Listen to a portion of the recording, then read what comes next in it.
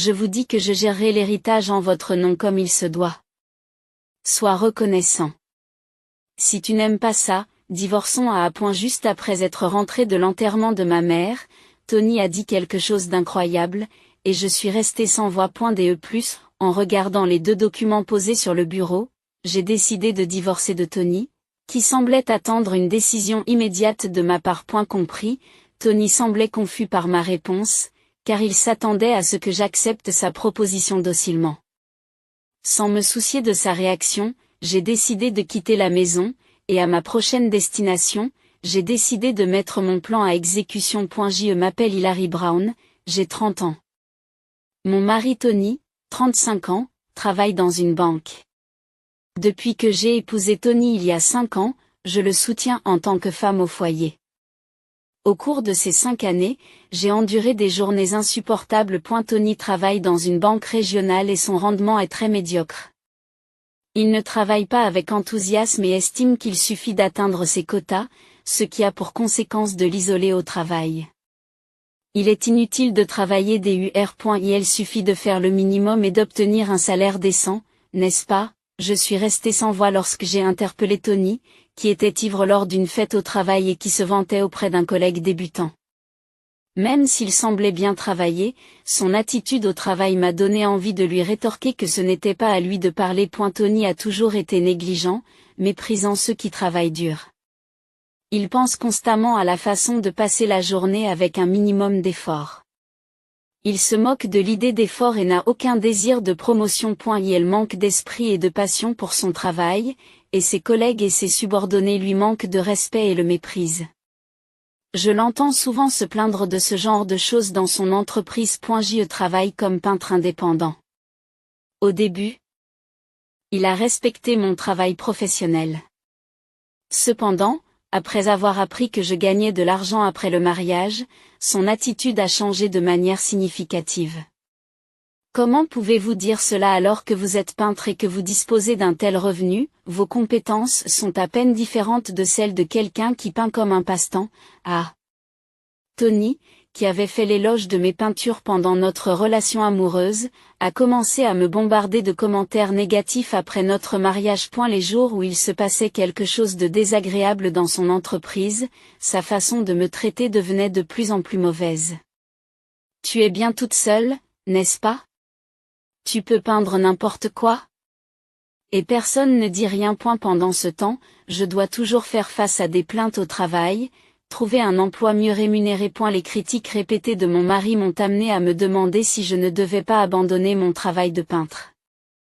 Pourtant, j'ai continué grâce aux clients qui aimaient et achetaient mes peintures. Des dames me l'ont dit avec joie, mon mari a adoré le tableau que je lui ai offert pour son anniversaire, et des couples ont acheté des tableaux pour les souvenirs de leurs enfants. Soutenu par des clients qui aiment mes peintures chaque mois, j'ai réussi à continuer à peindre malgré les critiques persistantes de Tony. Notre salon, qui était principalement mon espace de travail, était lumineux et confortable.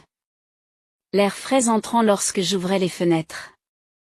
Ma mère avait acheté cette maison pour que je puisse, en tant que peintre, me concentrer sur mes tableaux. Le salon était mon endroit préféré, avec un environnement bien équipé, entouré de l'air frais de l'extérieur, et regarder le paysage par la fenêtre me donnait souvent des idées brillantes. Cependant, Tony a commencé à entrer fréquemment dans le salon, qui était censé être un espace de détente pour moi. Je travaille ici. Je sais que c'est ton jour de congé. Mais je t'ai dit de ne pas venir dans le salon quand je travaille. Je ne peux pas me concentrer. Je ne peux pas me concentrer. Chaque fois que je peignais, il venait dans le salon, même si j'espérais qu'il avait quelque chose d'important à faire. La plupart du temps, il se contentait de me faire part de ses frustrations professionnelles et de ses sarcasmes. Cette situation m'empêchait de travailler et de me concentrer, alors je lui ai demandé d'aller dans une autre pièce. Tony m'a alors répondu d'un air moqueur. À qui parles-tu? Je peux me reposer où je veux, c'est moi qui te soutiens. Tony lançait toujours de telles paroles menaçantes. Indépendamment de sa propre attitude au travail, il adoptait une position de supériorité parce que mon revenu était inférieur au sien. Cette attitude a commencé après que j'ai ouvert un compte à sa demande. Elle a pris connaissance de mes revenus et de mes économies, et son comportement a radicalement changé par rapport à ce qu'il était avant notre mariage. Je pensais pouvoir me permettre un peu plus de luxe. Difficile de croire que vous êtes né d'une mère qui dirige une entreprise. Ta mère ne pensait sans doute pas non plus avoir une fille aussi pauvre. En fait, elle voulait que tu hérites de l'entreprise, mais elle a dû penser que tu ne pourrais pas la gérer et qu'il fallait la transmettre à quelqu'un d'autre. Je ne pouvais m'empêcher de le détester, car il me méprisait en raison de mes faibles revenus et m'accablait de mots durs. Pourtant, grâce à son salaire, je pouvais continuer à peindre en toute liberté. Bien que je pense que je devrais hériter de l'entreprise de ma mère, j'ai décidé, après en avoir discuté avec elle, de ne pas la laisser tomber. Après en avoir discuté avec elle, j'ai décidé de ne pas reprendre l'entreprise. Il n'est pas nécessaire de gâcher sa vie pour ses parents. Encouragé par les paroles de ma mère, j'ai décidé de poursuivre mon rêve de devenir peintre. Cependant, mes sentiments à l'égard de ma mère ne l'atteignaient jamais, et les discussions n'aboutissaient qu'à des disputes épuisantes. J'ai senti que c'était une perte de temps de parler avec lui et depuis lors, j'ai évité de me disputer avec lui. Je faisais simplement semblant d'écouter ce qu'il disait, le laissant dire ce qu'il voulait. Au cours de nos 5 années de mariage, j'ai réalisé qu'en faisant semblant d'écouter à moitié ses paroles, je pouvais vivre sans accumuler de frustration. Lorsque Tony se rendait compte que je l'ignorais, il claquait la langue, rejetait ses paroles et quittait le salon. Comme il n'y avait pas de violence physique, je me disais qu'il fallait l'ignorer et que c'était comme ça que je m'en sortais. Cependant, un événement a radicalement changé la situation. Ma mère, qui vivait dans un établissement, est décédée. Elle était PDG d'un célèbre constructeur automobile et supervisait plus de 7000 employés. Pendant son mandat, l'entreprise était la mieux cotée aux États-Unis et son nom était bien connu dans l'industrie. Lorsque j'avais 28 ans, elle a démissionné de son poste de PDG en pensant à l'avenir. Elle semblait avoir l'intention de me transmettre l'entreprise. Mais elle a respecté mon souhait de me consacrer à la peinture et a confié la gestion à sa meilleure amie, Suzanne Hansen. Suzanne et moi sommes amies depuis l'enfance et vivions l'une près de l'autre, presque comme une famille. Ma mère connaissait bien Suzanne. Tony ignore totalement que Suzanne est ma meilleure amie et qu'elle vit à proximité. C'est parce que Suzanne m'avait demandé de ne pas parler à Tony de notre relation. Je ne pensais pas qu'il était nécessaire d'évoquer de vieilles histoires d'école, mais en entendant parler de ta récente situation, je me suis sentie un peu inquiète, alors j'ai pensé qu'il fallait que je te parle pour ton bien. Suzanne a commencé à parler de ses inquiétudes pour moi concernant Tony. Au lycée, bien que Tony et Suzanne aient fréquenté la même école, ils étaient dans des classes différentes et ne se connaissaient que de nom. Tony était connu pour ses écarts de conduite ostensibles. Je n'ai jamais été dans la même classe, donc ce n'est que ce que j'ai entendu. Mais il semble qu'il se disputait souvent avec les professeurs pendant les cours. Les enfants de sa classe avaient l'habitude de dire que la classe pouvait difficilement se dérouler à cause de lui. Suzanne se rendait toujours chez moi lorsque Tony n'était pas là pour éviter de le rencontrer. Elle a assisté à notre mariage.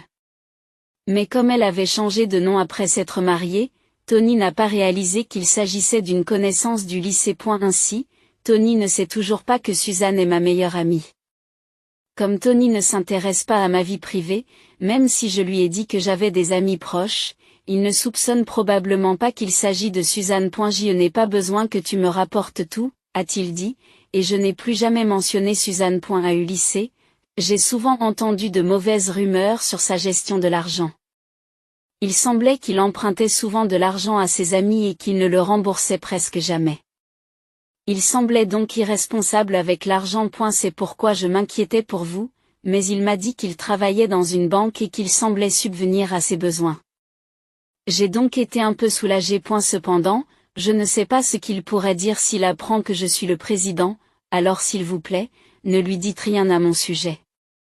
Désolé pour cette demande bizarre. En voyant Suzanne s'excuser avec un sourire en coin, je me suis sentie désolée à mon tour.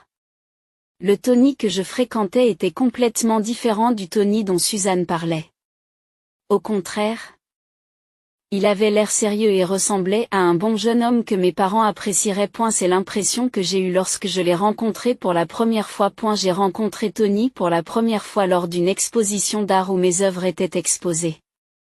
À cette époque, je luttais et remettais en question mon travail de peintre. À cette époque, je me demandais si je ne devais pas arrêter de peindre. Tony est resté pendant des heures devant l'une des œuvres que j'avais créées pendant cette période. Aimes-tu cette peinture?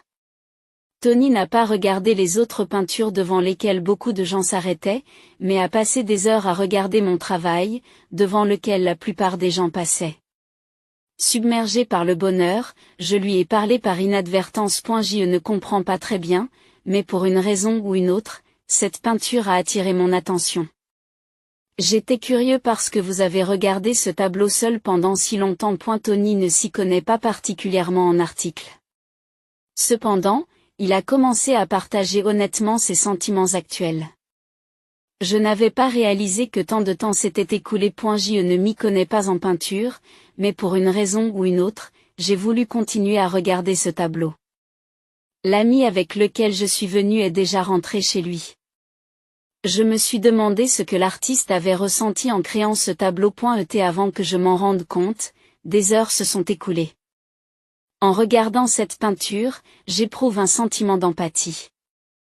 Je ne m'étais jamais intéressé à l'art auparavant, mais c'est la première fois que je ressens cela.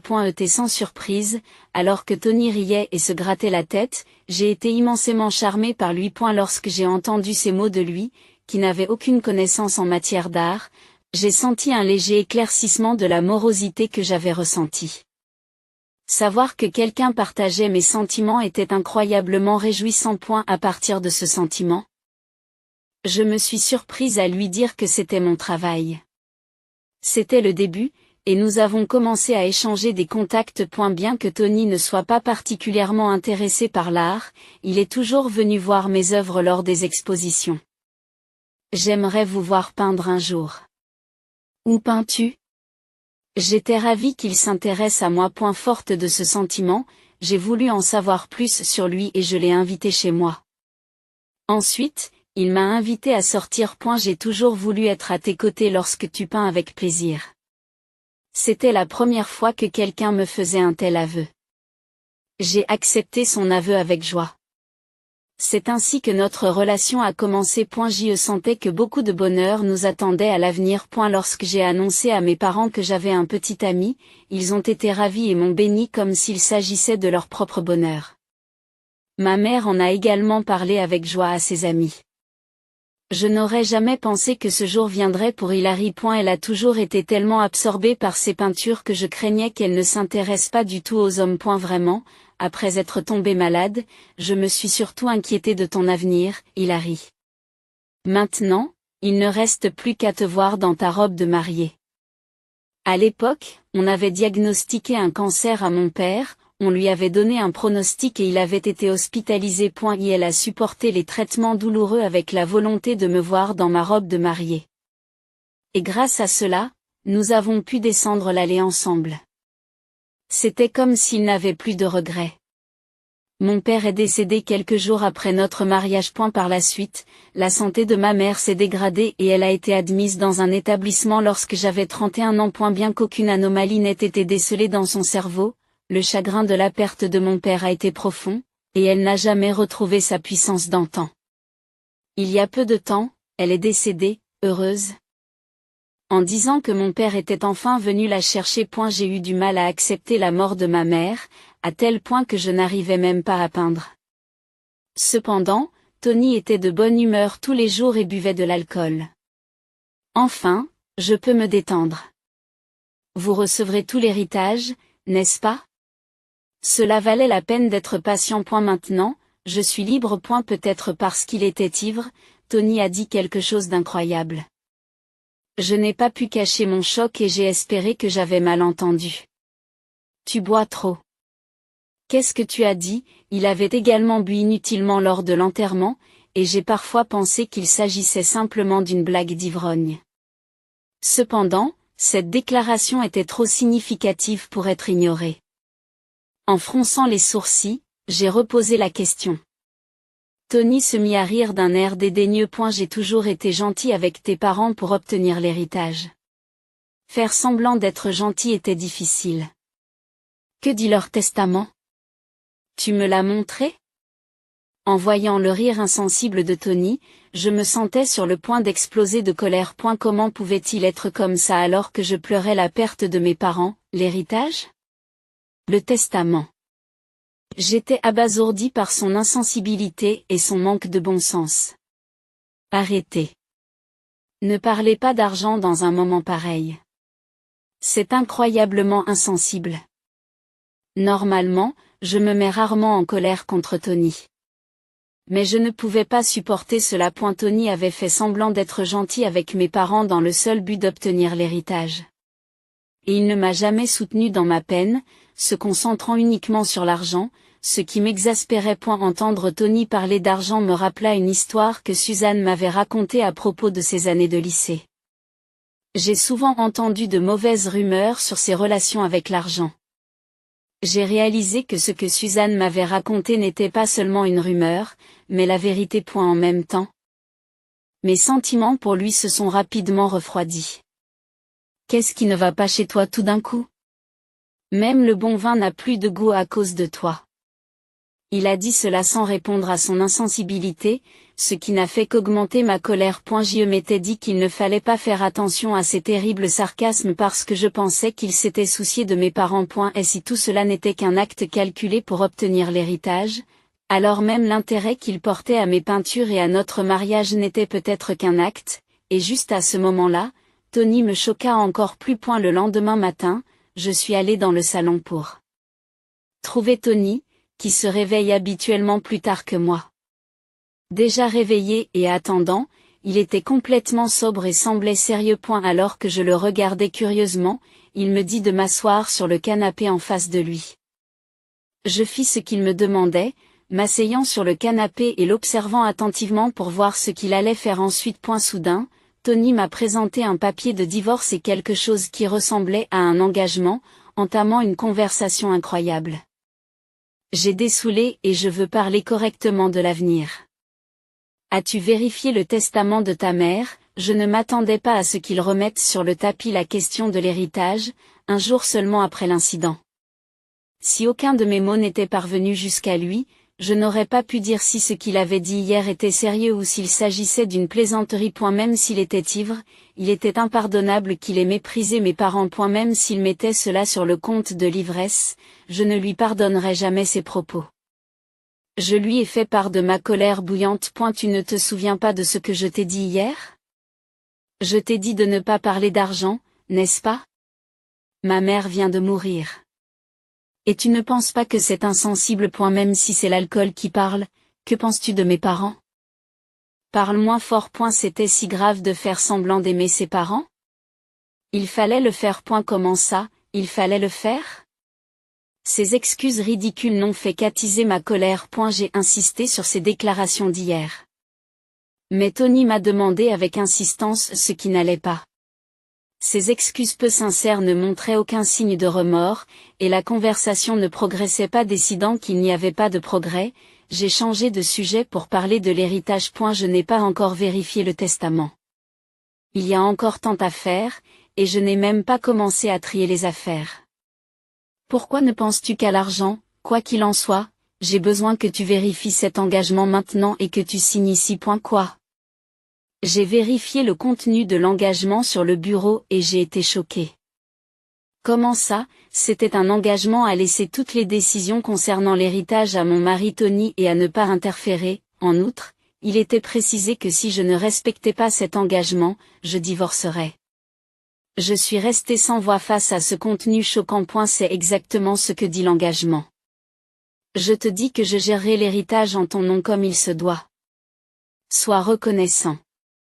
Si tu n'aimes pas ça, divorçons. Nous sommes mariés, donc l'héritage que tu recevras est essentiellement le mien et je peux en faire ce que je veux. En entendant ces mots, j'ai senti quelque chose se briser en moi. J'ai compris. Je ne signai pas l'engagement, gardant le visage baissé, je me levai, me dirigeai vers ma chambre et commençai à me préparer à quitter la maison immédiatement. Où vas-tu? Tu ne vas pas le signer? Sinon, c'est le divorce. Tu sais, ne m'ignore pas.je sais. On va divorcer, donc je ne peux plus vivre avec toi. Je me prépare à quitter la maison. De quoi tu parles? Tony pensait sans doute que je signerais l'engagement sans rien dire. Son expression stupéfaite m'a presque fait rire. Tu te rends compte de ce que tu dis? Es-tu en train de dire que nous allons divorcer? Vous plaisantez, n'est-ce pas? Ce n'est pas une blague. C'est toi qui l'as suggéré, n'est-ce pas? Je me prépare, alors partez s'il vous plaît. Ma colère s'accumulait depuis des années et apprendre la vraie nature de Tony lorsqu'il était ivre fut la goutte d'eau qui fit déborder le vase. L'engagement a été le coup de grâce. Il n'y avait aucune raison de ne pas divorcer après tout cela. Alors que je faisais rapidement mes bagages, Tony tenta de m'arrêter, paniqué. Mais je l'ai ignoré. Il semblait trop troublé pour appréhender la situation calmement.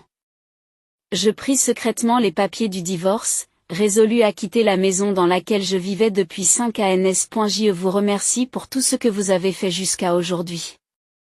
Et, attends.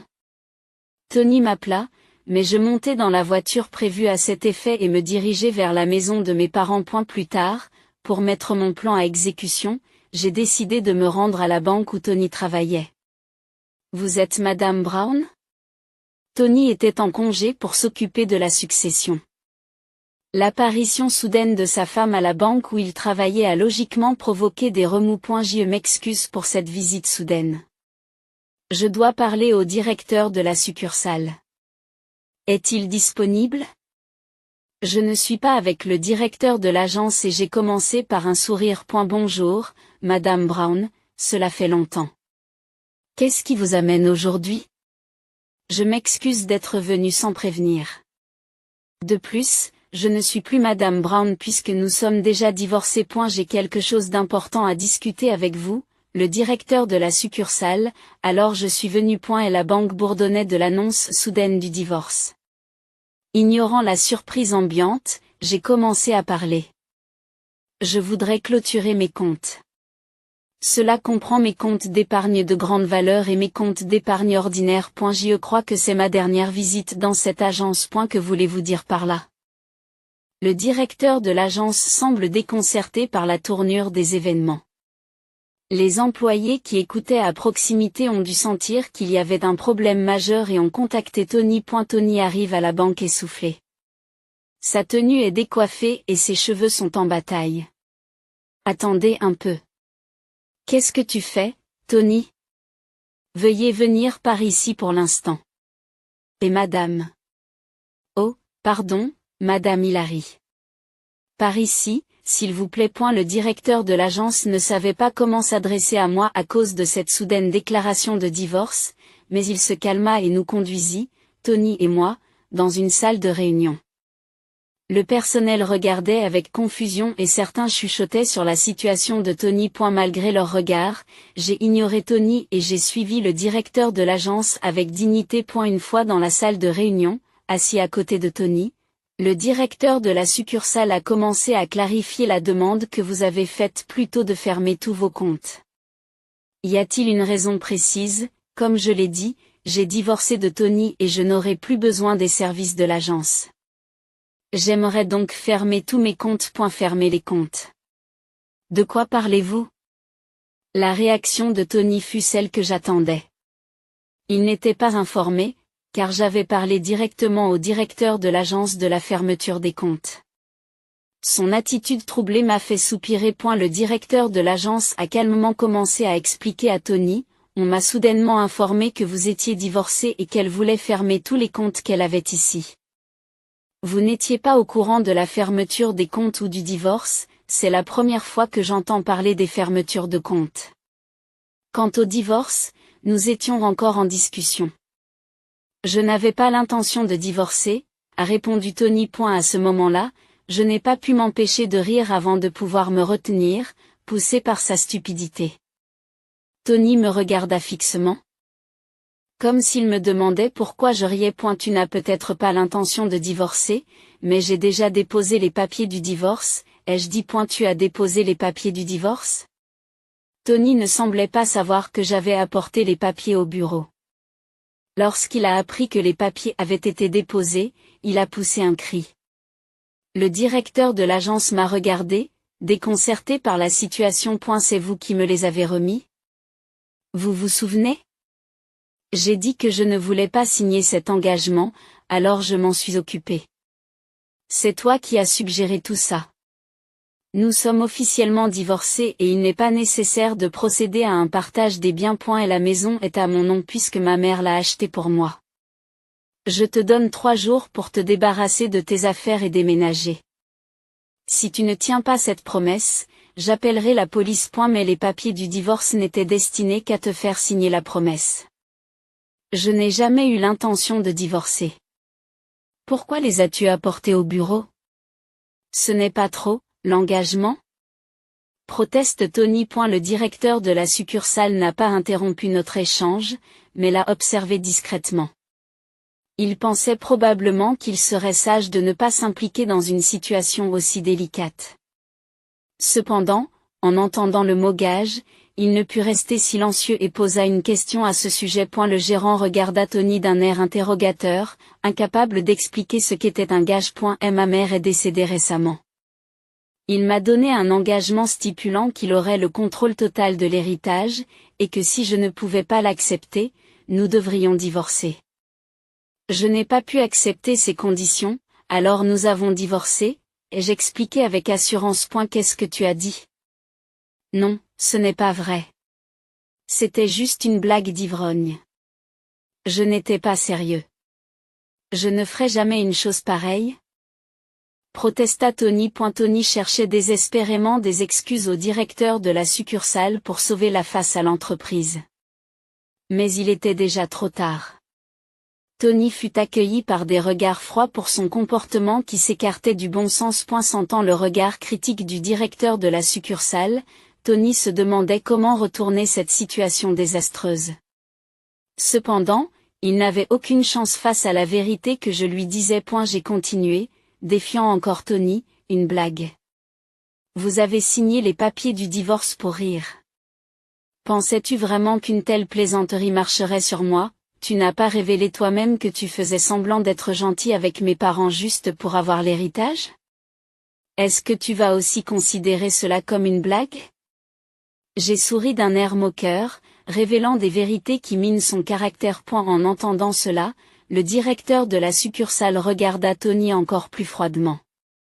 Tony, incapable de dire quoi que ce soit, avait l'air déconcerté et son visage était devenu pâle. Il semblait désespéré de sauver sa fierté, mais je n'avais pas l'intention de le laisser s'en tirer à si bon compte. J'ai décidé de le presser davantage. Alors, je vous prie de bien vouloir procéder à la clôture de mon compte d'épargne ordinaire, et du compte qui contenait 300 millions. 300 millions. Tony aurait pu penser que la fermeture du seul compte d'épargne ordinaire n'aurait pas trop d'impact. Mais à la mention de 300 millions, il a été choqué. D'où venait une telle somme? Il est impossible que vos peintures seules puissent rapporter autant d'argent. C'est vrai, ce n'est pas grâce à la peinture. La peinture n'est pas mon seul métier, quoi? Je n'ai jamais entendu parler d'une telle chose. Observant l'expression déconcertée de Tony, je soupire. Puis, je sortis une carte de visite de mon sac et la lui tendis. C'est mon vrai travail. La peinture n'est qu'un de mes passe-temps, cette entreprise. Ce n'est pas la société du vieux Hag. Et vous en êtes le PDG? Depuis quand es-tu devenu le PDG? Tony a accidentellement parlé de ma mère de façon irrespectueuse et s'est rapidement couvert la bouche. Il s'est souvenu que le directeur de la succursale était là. Il était trop tard. Le directeur de la succursale l'a regardé d'un air sévère. Qu'est-ce que vous voulez dire par là? Je croyais que Suzanne était censée être la directrice générale. Qu'est-ce qui se passe? Suzanne? Ah. Tu ne semblais pas intéressé par l'entreprise de ma mère, alors pourquoi sais-tu que Suzanne est la PDG? Tu n'étais pas censé savoir que Suzanne et moi sommes meilleures amies, n'est-ce pas? C'est étrange, non? Réalisant qu'il s'était trompé, Tony se couvrit rapidement la bouche, son front commençant à transpirer. Je lui ai alors dit la vérité choquante que j'avais apprise de Suzanne. Tu croyais que je ne le savais pas?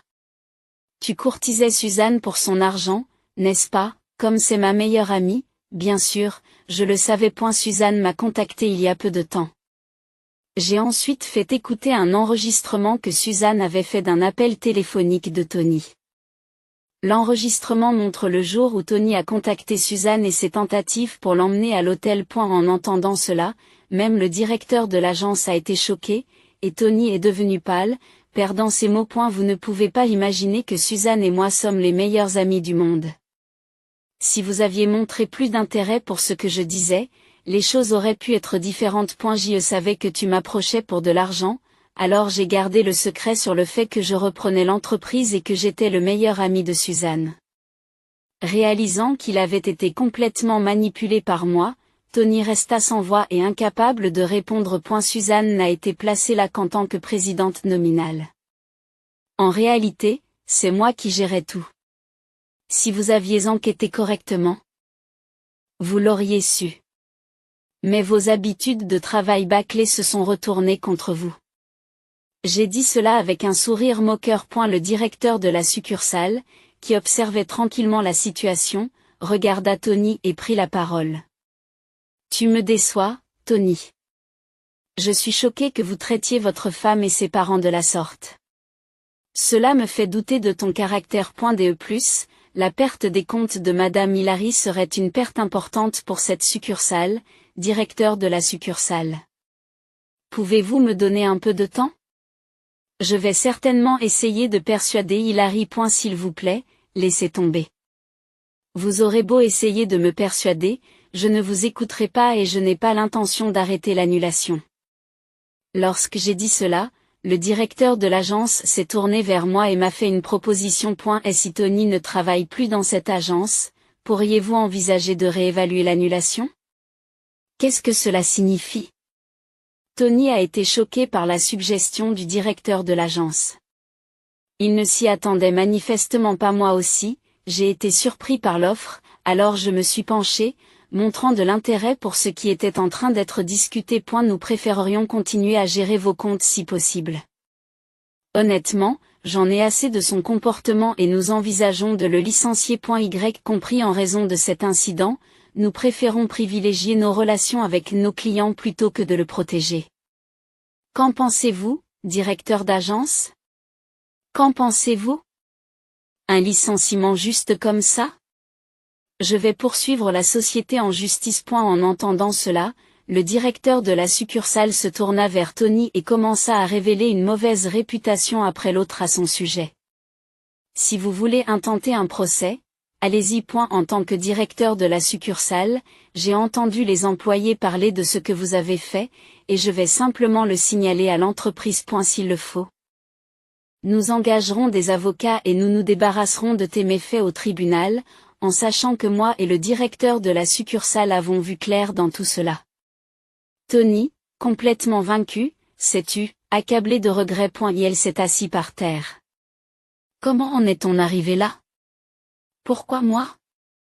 J'étais dégoûté par le comportement de Tony, mais je lui ai dit froidement une dernière fois, tu n'as jamais vu les autres que comme des outils pour satisfaire tes désirs. Ce sont tes propres actions qui ont conduit à ce résultat.